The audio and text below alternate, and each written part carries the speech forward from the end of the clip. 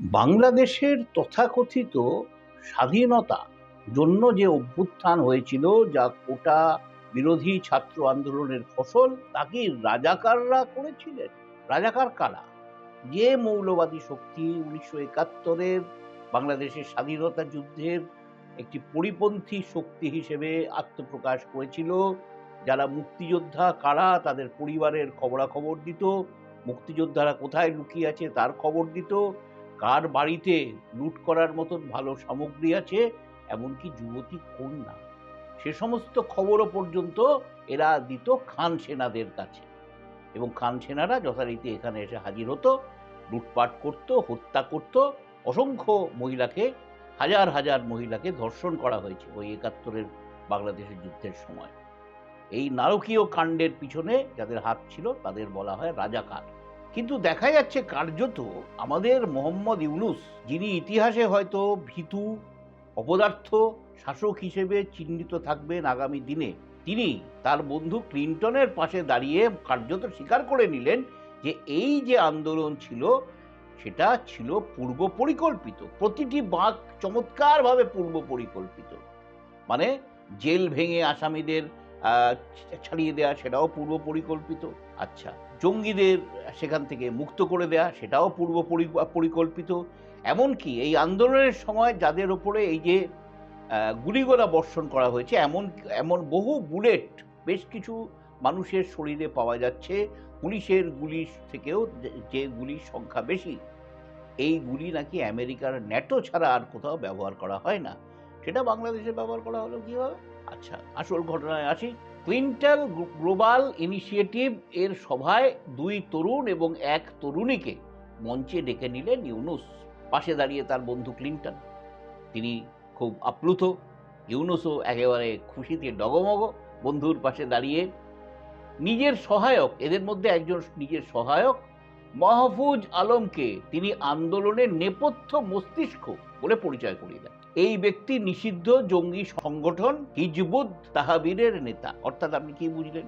জঙ্গি সংগঠনের নেতা। তিনি কি করেছেন না এই আন্দোলনের প্রতিটা ব্যাপারে চমৎকারভাবে নিয়ন্ত্রণ করেছেন, এবং ইনি মস্তিষ্ক, অর্থাৎ মৌলবাদী শক্তি হচ্ছে এই আন্দোলনের পিছনে মস্তিষ্ক। যুক্তির দিক থেকে দেখলে এটা মেনে নিতে হয়। এখন দেখা যাচ্ছে যে ইউনূসকে নিয়ে অসংখ্য বিক্ষোভ হচ্ছে। বিদেশে তিনি গিয়েছিলেন, যে হোটেলে ছিলেন তার বাইরে সংখ্যালঘুদের উপর অত্যাচার নিয়ে মানুষ বিক্ষোভ দেখিয়েছে। এমনকি তারা দাবি জানিয়েছে ইউনূসের নোবেল পুরস্কার কেড়ে নেওয়া হোক। ইউনূসের হেলদোল নেই। দুর্গাপুজোর সময় 1,05,000 টাকা করে চাঁদা তোলা আদায় করা হচ্ছে পুজো কমিটিগুলোর কাছ থেকে। বলা হচ্ছে যে দুর্গাপুজো করতে গেলে সেখানে ভারত বিরোধী ব্যানার লাগাতে হবে। অসংখ্য পুজো এবার হচ্ছে না বাংলাদেশে, শতাধিক পুজো বন্ধ হয়ে গেছে। যারা করছেন তারাও শেষ অবধি করতে পারবেন কিনা সেটা নিয়েও সন্দেহ আছে, কেননা পুজোর আর মাত্র কদিন বাকি। এই তো আগামীকাল মহালয়া, আর 7-8 দিন বাকি। এর মধ্যে বাংলাদেশের অবস্থান মোটেই পরিবর্তন হবে না, এবং ইউনূস সাহেব দেশে ফিরে গিয়েও যে এই ব্যাপারে কোনো অ্যাকশন নেবেন তার কোনো কিন্তু সুস্পষ্ট কোনো ইঙ্গিত আমরা পাচ্ছি না। তার কারণ হচ্ছে এইটা যারা করছে তারা জামায়াতির সমর্থক, জামায়াতে ইসলামের সমর্থক। তাদেরকে কার্যত ভয় পান ইউনূস, যেটা দেখা যাচ্ছে। সেই জন্যই তিনি তাদের অ্যাক্টিভিটিস নিয়ে কিছু বলতে পারেন না। আর কি হলো না, আর 2 জন কারা কারা যাদের ইউনূস পরিচয় করিয়ে দিলেন। বাকি 2 জন হচ্ছেন ইউনূসের সদ্য নিযুক্ত প্রেস সচিব নাঈম আলী এবং সুচিস্মিতা তিথি। এই 2 জন সদ্য নিযুক্ত বলেছি আমি, আপনারা লক্ষ্য করেছেন। মানে কিরকম না, এরা কিন্তু বাংলাদেশে ছিলেন না, এরা বাংলাদেশ থেকে ইউনূসের সঙ্গে যাননি। কিন্তু উনি যে রাষ্ট্রপুঞ্জের বৈঠকে যোগ দিতে গিয়েছিলেন ইউনূস, তার সঙ্গে কিন্তু এর 2 জন যায়নি। এরা গিয়েছিল কিন্তু আলাদাভাবে।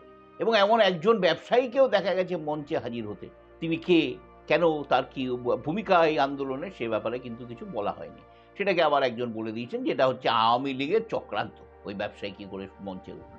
ইউনূস দাবি করেছেন গোটা আন্দোলন চমৎকারভাবে পূর্ব পরিকল্পিত। অর্থাৎ বাংলাদেশে যে আন্দোলনের জেরে হাসিনাকে দেশ ছাড়া হতে হয়, যে আন্দোলনের পর ক্রমশ প্রতিদিন ডিগ্রির পর ডিগ্রি বাড়ছে ভারত বিরোধী জিগির, ডিগ্রির পর ডিগ্রি বাড়ছে সংখ্যালঘুদের উপর অত্যাচার, ডিগ্রির পর ডিগ্রি বাড়ছে নানা রকমের অকর্ম কুকর্ম, সেইগুলো কিন্তু সবটাই পূর্ব পরিকল্পিত।